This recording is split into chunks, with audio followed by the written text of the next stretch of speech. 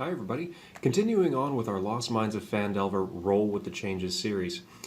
I'm here to talk today about the Cragmaw Hideout. Now this is the cave that your players first encounter after they get ambushed by goblins on the Triboar Trail. Now this is a great dungeon for low-level players, and it's a great introduction to the game.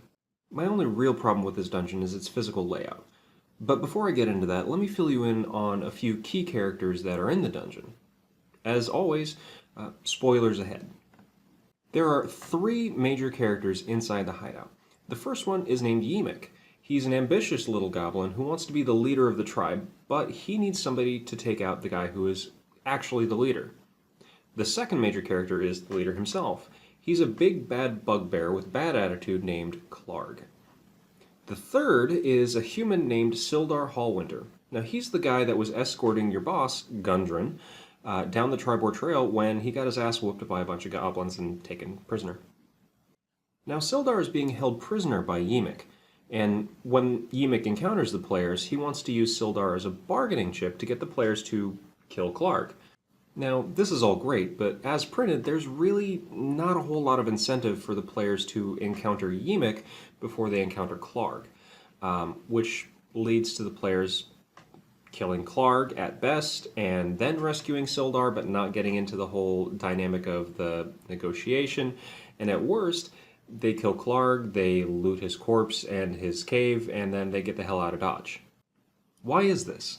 Why are players encountering Klarg before they get to his underlings? That's kind of weird for a dungeon, right? Normally, the boss is the last thing that you encounter. Well, take a look at this map here, and I'll show you why. So right here on the map, here in Area 8 is where Klarg is. He's chilling in there with his dog and a couple of other goblins. And over way to the top left here, you'll see Area 6. This is where all the goblins are. And this is where Yeemik is holding Sildar prisoner. The players enter in here at the mouth of the cave to the south. Now there's a couple of ways for them to get to Klarg. They can enter in through the kennels. They've got to get past a couple of wolves here.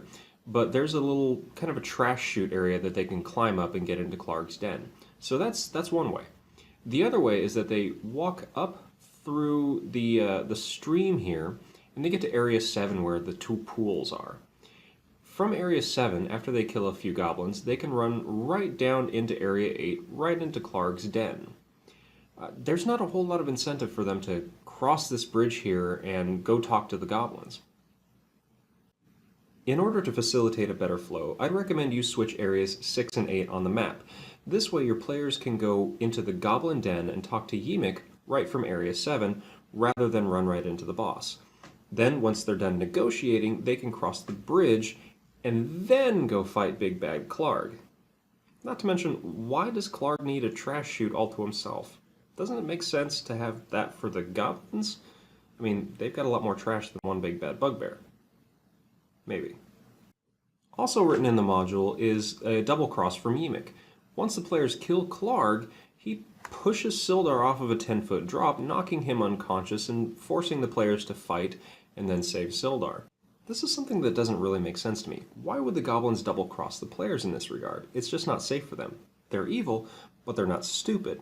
They know that these players are capable of killing their boss, so why put themselves at risk? Instead, I think it's better that Yeemik keeps his side of the bargain and lets the players leave with Sildar alive. That way you can bring him back later on in the adventure. I'll talk about how I used him in another video. Well, that's it. I hope that was helpful. If you like this video and you want to see more, go ahead and click the subscribe button down below. I'll be releasing more of these Roll with the Changes videos on about a weekly basis, I think. That's my goal right now. So, I'll see you next time.